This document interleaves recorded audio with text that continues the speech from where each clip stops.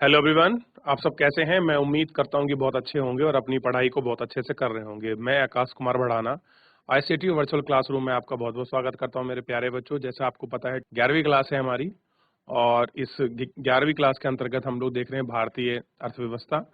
और भारतीय अर्थव्यवस्था के अंतर्गत हम लोग देख रहे थे आपकी निर्धनता को हम लोग पढ़ रहे थे। तो कल हमने निर्धनता लाइन को पढ़ने के बाद हमें निर्धनता के कौन कौन से कारण हैं, क्या क्या उसके उन्मूलन की आपकी प्रक्रिया सरकार ने कौन सी नीति नियमन करे हैं, इन सभी को हम लोग आपका गौर करके एक एक करके बहुत अच्छे से हम लोग इनको देख रहे थे और इन पर अपनी बात भी कर रहे थे। तो मेरे प्यारे बच्चों, मैं उम्मीद करता हूं कि आप सभी ने अपने लेक्चर को घर पर जाकर रिवीजन किया होगा। अगर किसी बच्चे का कोई डाउट है, कोई क्वेरी है तो आप मुझसे पूछ सकते हैं मेरे प्यारे बच्चों। नहीं तो हम चलते हैं सीधा डिजिटल बोर्ड की तरफ। ध्यान दीजिए आप सभी।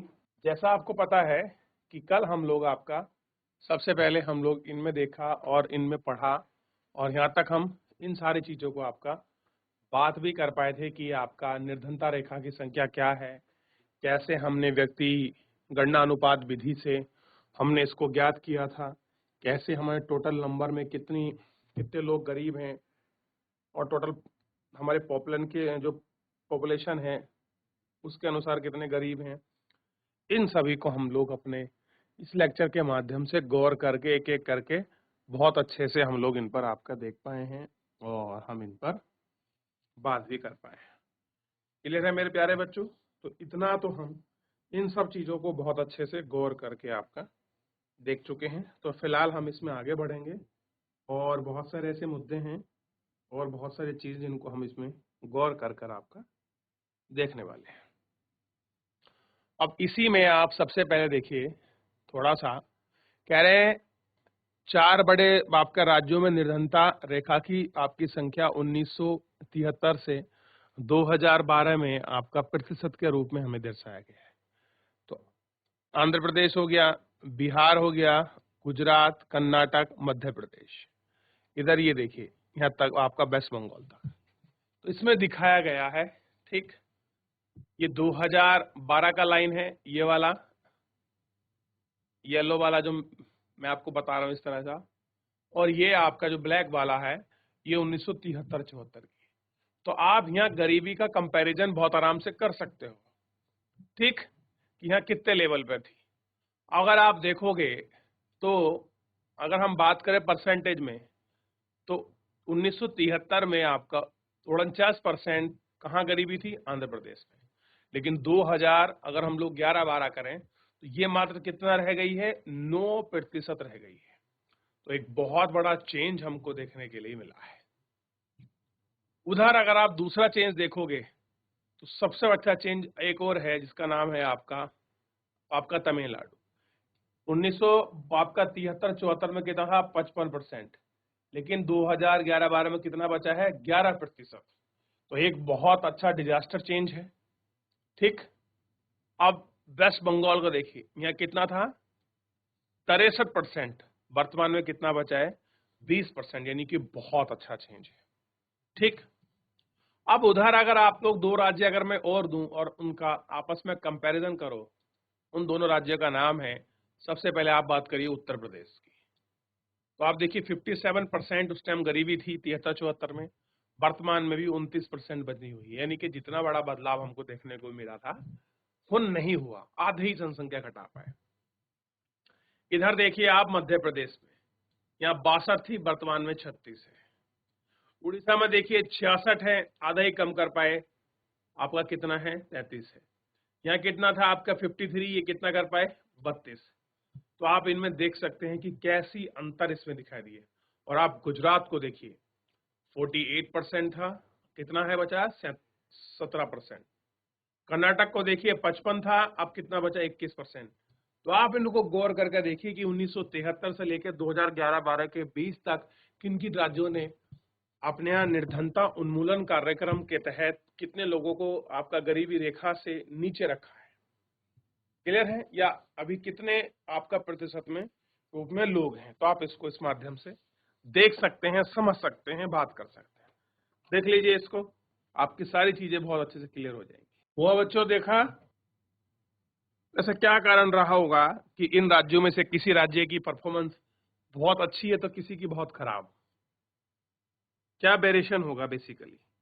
चलिए देख लिया, आगे बढ़ते हैं। ध्यान दें आप सभी। गरीबी में राज्य स्तर का रुझान चार्ट 4.4 में कौन सा हमने अभी वो देखा है, हमने 4.4 को देखा है, इसलिए मैंने सबसे पहले आपको यही दिखाया था।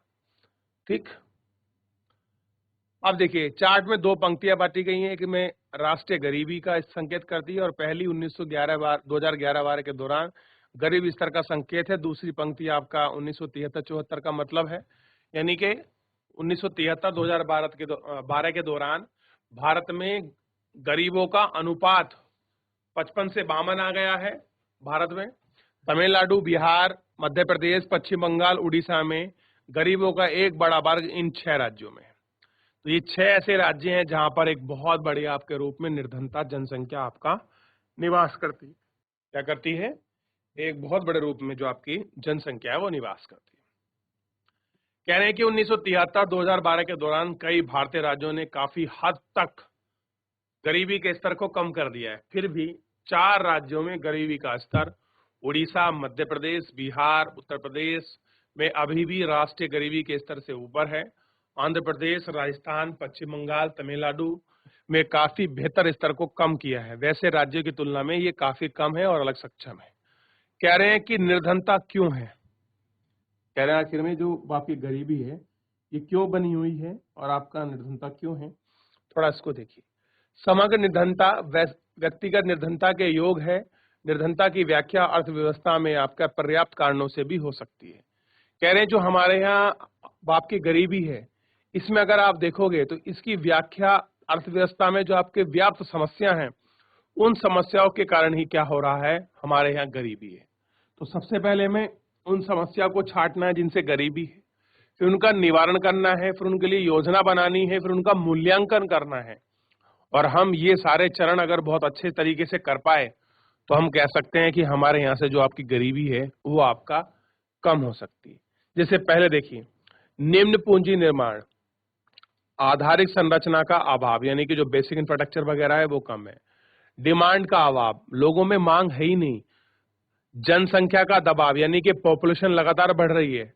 सामाजिक कल्याण व्यवस्थाओं का अभाव, क्लियर है, जैसे शिक्षा हो गया, स्वास्थ्य हो गया, आप कम्युनिटी सेंटर हो गए, इन सबके अभाव के कारण ये सारी चीजें आपकी पनप रही हैं और ये सारी चीजें जन्म ले रही हैं, जिनकी वजह से आपका निर्धनता बार बार आपकी बढ़ रही है।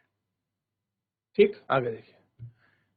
आपने पहले अध्याय में भारत में ब्रिटिश शासन के बारे में पढ़ा है। वैसे तो शासन व्यवस्थाओं के प्रभाव के विषय में अभी भी विवाद चल रहा है, पर भारत की अर्थव्यवस्था और जन सामान्य के जीवन में प्रत्येक क्षेत्र में बहुत नकारात्मक प्रभाव पड़े हैं। कैसे पड़े हैं? बहुत नकारात्मक। अंग्रेजी राज के समय में इस तरह में औद्योगिकरण हुआ था।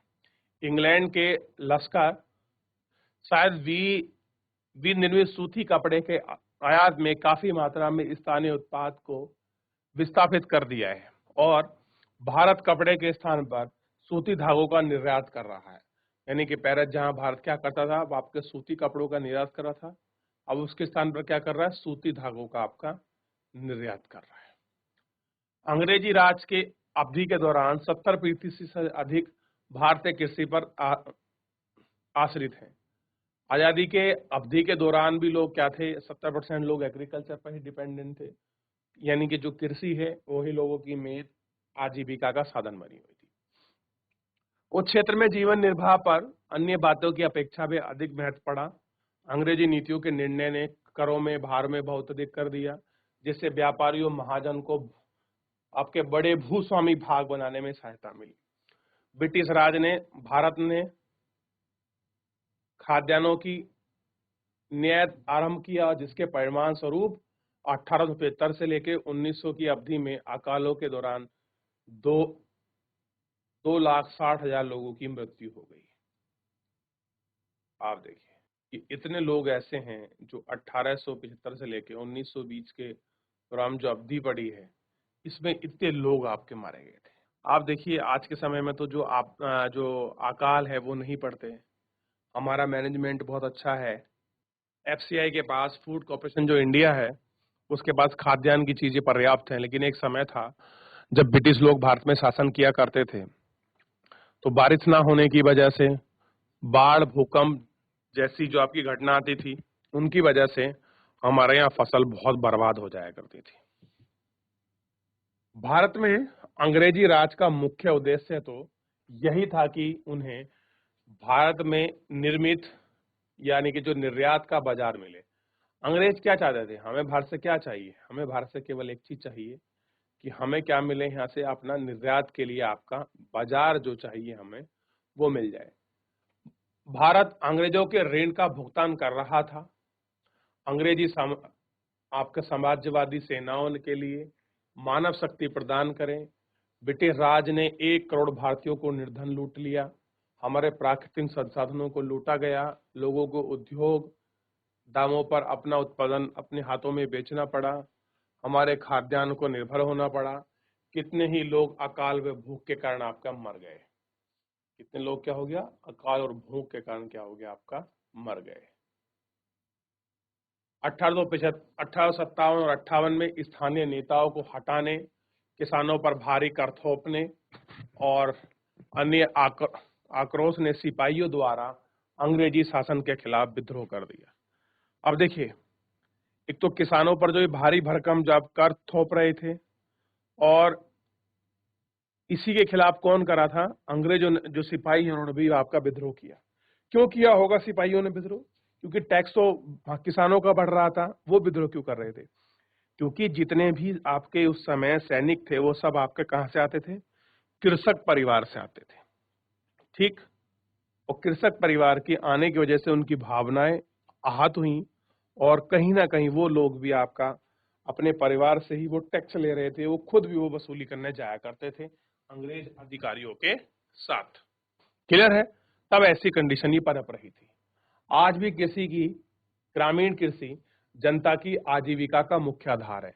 कि आज भी अगर आप देखोगे, कृषि जो है, जो आपकी ग्रामीण जो आपकी जनता है, उसका मुख्य आधार भूमि का ही जो भूमि है वो उनकी प्राथमिक आपकी परिसंपत्ति है, यानी कि एसिड है। भू स्वामित्व को ही आपका भौतिक संपन्नता का प्रमुख निर्धारक माना जाता है। क्या माना जाता है? कि यही ऐसा प्रमुख आपका निर्धारक है जिसको हम लोग मान सकते हैं कि ये प्रमुख आपका फैक्टर है। और कहा जाता है कि पास जमीन है वहां जीवन सुधारने के लिए सामर्थ्य हो सकता है, कि वहीं पर जीवन है और उसको जीवन सुधारने के लिए हम इनको सामर्थ्य कर सकते हैं। स्वतंत्रता के बाद से सरकार ने भूमि के आपका पुनर्वितरण के प्रयास किए हैं। जिसके पास अधिक भूमि थी उसने भूमि से लेकर लेकर उसे भूमिहीनों में बांट दिया जाए, जो कि अपनी ही भूमि पर मजदूर के रूप में कार्य कर रहे थे। अब अपनी भूमि को अगर उनके बीच बांट दिया जाए, क्योंकि वो क्या कर रहे थे? उन्हीं पर आपका मजदूर बन गए थे। किंतु इन प्रयासों को सीमित सफलता ही मिल पाई, क्योंकि अधिकांश किसानों के पास जो खेत थे या तो बहुत छोटे थे या उनके पास भूमि का उपज बनाने के लिए धन और योग्यता का अभाव था। कैसा था? धन और योग्यता का अभाव था। अधिकांश भारतीय राज्य भूमि के पुनर्वितरण की नीति को लागू करने में असफल रहे।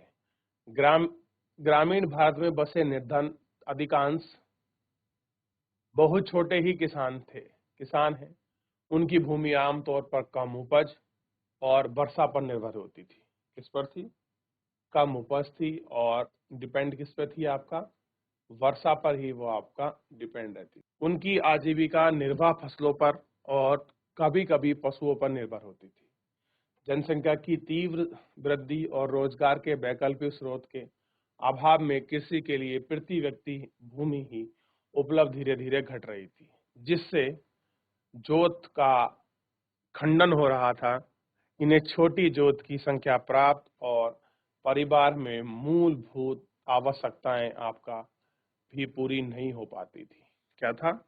जो मूलभूत आवश्यकताएं हैं वो भी आपका पूरी नहीं हो पाती थी। आपने सुना होगा कि कृषि और घरेलू आवश्यकताओं के हेतु के लिए ऋणों का भुगतान न कर पाने के कारण किसान आत्महत्या कर रहे हैं। कह रहे भुगतान ना होने की वजह से जो ऋण किसानों ने लिया है, किसान क्या कर लेता है? आत्महत्या कर लेता है, क्योंकि उनकी फसल सूखे और प्राकृतिक आपदाओं के कारण नष्ट हो गई है। अगर नष्ट हो गई हैं तो वो किसान कहाँ से आपका लोगों को जो आपका ऋण लिया है वो कहाँ से चुकाएगा? आप जानते हैं कि इस पूरे अगर आप चाहे आपका प्राथमिक हो, द्वितीय हो, तृतीयक हो, अगर सबसे किसी की अगर दयनीय स्थिति है तो वो है किसान। किसान की स्थिति आपका सबसे ज्यादा जर्जर स्थिति में आपको दिखाई देगा। हमेशा उसे बारिश या मौसम की चिंता होगी, बाजार की चिंता होगी, ठीक, जिसकी वजह से ये सब कुछ आपका दिखाई देगा। क्लियर है? तो अगर पूछा जाए ये सबसे ज्यादा कह रहे अनुसूचित जाति और अनुसूचित जनजाति के अधिकांश सदस्य उभरते हुए रोजगार के अवसर में इसलिए भागीदार नहीं कर पा रहे हैं क्योंकि उनके पास उनके लिए आवश्यक ज्ञान और कौशल की कमी है। कह रहे लोग बहुत सारे लोग ऐसे हैं जो आपके रोजगार उनको इसलिए नहीं मिलता, उनको अवसर इसलिए उपलब्ध नहीं हो पाते क्योंकि जो उनको प्रॉपर आपका क्या चाहिए, आपका ध्यान दीजिए, जो उनको प्रॉपर ज्ञान चाहिए, जो उनको प्रॉपर कौशल चाहिए, उसकी वो आपका कमी है और इन्हीं कमी की वजह से उनको ये सारी चीजें आपका प्राप्त जो है नहीं हो पाती। भारत में अधिकांश शहरी निर्धनता का एक बड़ा वर्ग है जिन्हें रोजगार और जीविका उपार्जन की तलाश में शहरी क्षेत्रों में प्रवासन किया है। यानी कि लोगों को जब गांव में रोजगार नहीं मिला तो एक बहुत बड़ी जनसंख्या रोजगार की तलाश में एक बहुत बड़ा वर्ग गांव से शहरों की तरफ गया है। और आप देखते हैं शहरों में जो आपके चौक चौराहे पर जो मजदूर खड़े होते हैं वो सारे मजदूर कहाँ के हैं? गांव के हैं। क्यों है? क्योंकि गांव में उन्हें प्रॉपर आपका रोजगार नहीं मिलता, इसलिए वो रोजगार की तलाश में शहरों की तरफ आते हैं। कहाँ की तरफ आते हैं? शहरों की तरफ। ठीक। कपास किसानों को की आपदा, यानी जो कपास किसान हैं उनकी जो आपदा है उस पर हम बात करेंगे। पर लेकिन उससे पहले ये चैप्टर जो पूरा पैराग्राफ है इसको पूरा करेंगे। कह रहे हैं कि बेरोजगार या अनियमित मजदूर जिन्हें आपका कभी कभी रोजगार मिलता है। अगर आपसे पूछे कि बेरोजगार कौन है, अनियमित मजदूर कौन है, जिन्हें क्या हो आपका कभी कभी रोजगार मिलता है, ये अनियमित मजदूर समय के समाज के में बहुत दयनीय सदस्य हैं और इनकी जो आपकी कंडीशन है बहुत दयनीय है क्योंकि इनके पास रोजगार, सुरक्षा, परिसंपत्ति वंचित है, कौशल पर्याप्त अवसर है तथा निर्वाह के लिए अधिशेष भी नहीं है। कैसा है इनके लिए? अधिशेष भी इनके पास आपका बचा हुआ नहीं है। अतः निर्धनता का संबंध व्यक्ति के रोजगार के स्वरूप में भी रहा है। बेरोजगारी, अल्प बेरोजगार, कभी कभी काम मिलना आदि शहरी व ग्रामीण मजदूरों की ऋण लेने के में आपका विवश कर रहा है। उनसे उनकी निर्धनता और बढ़ गई है। ऋणग्रस्त निर्धनता का एक महत्वपूर्ण कारक है। खाद्य पदार्थ और आवश्यक वस्तुओं के दाम विलासिता वस्तुओं में कहीं अधिक तेजी से वृद्धि हो रही है। इनमें से निम्न आय वर्ग में कठिनाई और अभाव भी बढ़ जाता है। आय और परिसंपत्ति के वितरण की विषमताओं ने विभिन्न आपके निर्धनता समस्याओं को बना दिया है और उसमें उन्होंने अपना योगदान भी आपका दिया है। इन सभी कारणों ने कुल मिलाकर समाज को दो वर्गों में आपका विभाजित कर दिया है। वे जो उत्पादक संसाधनों के स्वामित्व हैं और बहुत अच्छी आय कमाते हैं तथा जिनके पास जीवित रहने के लिए केवल अपना श्रम है। भारत में निर्धन धनी के बीच एक गहरी खाई विस्तृत होती जा रही है। निर्धनता देश के समक्ष एक ऐसी बहुआयामी चुनौती है जिसका युद्ध स्तर पर सामना करने की आवश्यकता है। कह रहे जो आपकी निर्धनता है वो देश में एक कैसी है? बहुआयामी, यानी कि बहुत सारे डायमेंशनल हैं जिसके कारण आपकी गरीबी होती है और इसको हम कैसे करें? युद्ध लेवल पर हमको इसकी सामना करने की आवश्यकता है। यानी कि हमको बहुत सारी प्लानिंग, बहुत सारी चीजों को साथ लेकर समाहित कर कर हमको गरीबी को दूर करने का प्रयास करना चाहिए, तो ही आपका गरीबी दूर हो सकती है। उससे पहले आपका गरीबी दूर नहीं हो सकती। क्लियर है? चलिए आगे देखिए। अब बात करेंगे निर्धनता निवारण के लिए कार्यक्रम और नीति, यानी कि भारत सरकार कैसे निर्धनता निवारण को कम करने के लिए कौन कौन सी पॉलिसी अपना रही है, कौन कौन सी नीति अपना रही है।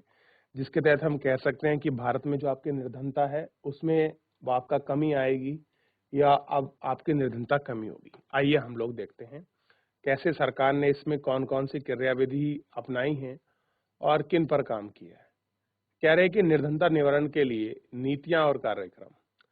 कह रहे हैं कि भारतीय संविधान की 5वीं योजना ने सामाजिक न्याय को सरकार के विकास और रणनीति की प्राथमिक उद्देश्य माना है।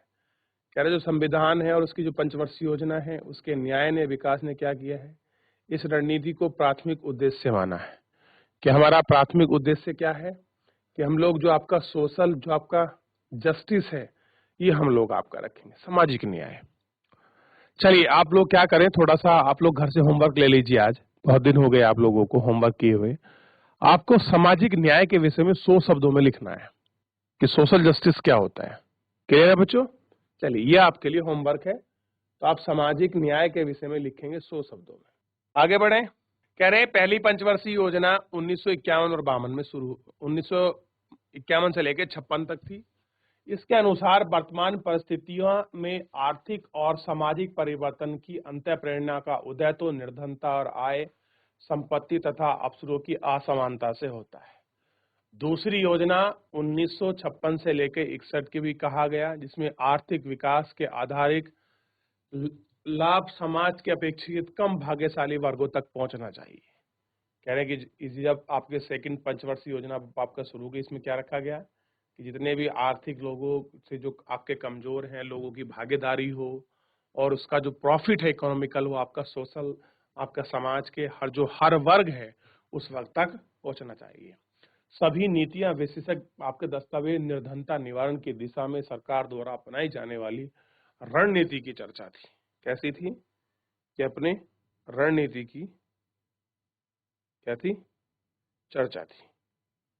तो आप इसको भी समझ सकते हैं कि किस तरह की आपका देश में स्थिति थी, क्या चर्चा आपकी चली, क्या स्थिति आपका बना हुआ था। सरकार ने निर्धनता निवारण के लिए त्रिआयामी नीति अपनाई है। 3 डायमेंशनल आपकी पॉलिसी को आपके इम्प्लीमेंट किया है। किसने? भारत सरकार ने। पहली है आपका समृद्धि आधारित रणनीति। तो पहली में हम क्या करेंगे, आपका जिससे हमारा बेस बने उस पर हम ध्यान देंगे। इस आशय पर आधारित है कि आर्थिक समृद्धि के सकल घरेलू उत्पाद और प्रति व्यक्ति आय में वृद्धि की के स्तर पर समाज के सभी वर्गों तक पहुंचाया जाए। ये समाज के निर्धनतम वर्गों में धीरे धीरे पहुंचेंगे। 1950 से लेकर 1960 के दशक तक पूर्वार्ध में हमारी योजनाओं का मुख्य उद्देश्य यही माना जाता है कि माना जा रहा है कि तीव्र दर से औद्योगिक विकास और चुने हुए क्षेत्रों में हरित क्रांति के माध्यम से कृषि का पूर्ण कायाकल्प निश्चित है। कह रहे हैं कि जिस तरह से हम लोग योजनाओं को फोकस कर चल रहे हैं और मान रहे हैं कि जिस तरह से तीव्र आपका ग्रोथ होगा उसमें आर्थिक विकास है जो क्या है हरित क्रांति के माध्यम से क्या होगा, कृषि में आपकी जो एक जो आपका चेंज है और बहुत बड़ा आपका चेंज दिखाई देगा और समाज के अधिक पिछड़े वर्गों क्या होंगे इसमें आपके लाभान्वित होंगे जो पिछड़े वर्ग है। ठीक। अध्याय 2 और 3 में आपने पढ़ा होगा कि समृद्धि और कृषि तथा उद्योग क्षेत्र में सर्वांगीण वृद्धि अधिक प्रभावशाली नहीं रही है। जनसंख्या वृद्धि के परिणाम स्वरूप प्रति व्यक्ति आय में बहुत कमी हुई है। इन्हीं कारणों से धनी और निर्धनों के बीच की खाई और बढ़ गई है। हरित क्रांति ने विभिन्न भौगोलिक क्षेत्रों में छोटे बड़े किसानों के बीच का आपका फैसला बहुत बढ़ा दिया है, जो फासला है वो बहुत बढ़ा दिया है। क्योंकि हरित क्रांति से क्या हुआ, जिनके पास जो आपके बड़े किसान थे उनके पास आपका प्रॉपर हर चीज आपका पहुंची और उनको प्रॉफिट भी ज्यादा हुआ, क्योंकि अगर लैंड आपका कल्टीवेशन अधिक है तो आप जान सकते हैं कि उनकी जो प्रोडक्शन है वो भी ज्यादा होगी। इससे क्या हुआ, अमीर और गरीब के बीच की खाई और बढ़ गई। ठीक, क्योंकि गरीब के पास छोटी जमीन थी तो जो उसका उत्पादन हुआ केवल उसके उपभोग के लिए हुआ, जबकि बड़े किसान के पास उसका जो उत्पादन था उसके बेचने के लिए भी हुआ था। भूमि के पुनर्वितरण की इच्छा और योग्यता का अभाव था। अर्थशास्त्री के अनुसार आर्थिक समृद्धि के लाभ निर्धनों तक नहीं पहुंच पाए। निर्धनों के विकास के लिए कल्पों की खोज और नीति निर्धारक ऐसा लगने लगा कि इसके अतिरिक्त परिसंपत्ति का सर्जन और निर्धनों की आय और रोजगार को बढ़ाया जा सकता है। कह रहे जो आय है और जो रोजगार है उसको बढ़ाया जा सकता है। ठीक, ऐसे विशेष निर्धन कार्यक्रम के माध्यम से ही सरकार दूसरी पंचवर्षीय योजना 1961 से 66 ने धीरे धीरे आरंभ की और अब धीरे धीरे इसको बढ़ाया गया। इसी प्रकार 1970 के दशक तक आपके चला गया काम के बदले अनाज एक महत्वपूर्ण योजना रही है। किसके? काम के बदले अनाज। तो बच्चों, हमने आपको जैसा हमने इसमें देखा कि आपका किस प्रकार से निर्धनता को दूर करने के लिए आपका सरकार ने काम के बदले अनाज की योजना चलाई थी कि लोग अगर काम करते हैं तो उसके बदले हम खाद्यान्न आपूर्ति हेतु लोगों को 2 वक्त का खाना मिले, उनको पोषण मिले, हम उनके बदले में अनाज देंगे। तो आपका निर्धनता दूर करने के लिए आपके सरकार ने कौन-कौन सी योजना चलाई हैं और कितनी प्रभावी रहीं, इसके विषय में हम लोग फिलहाल कल देखेंगे। आज के लिए इतना ही। धन्यवाद।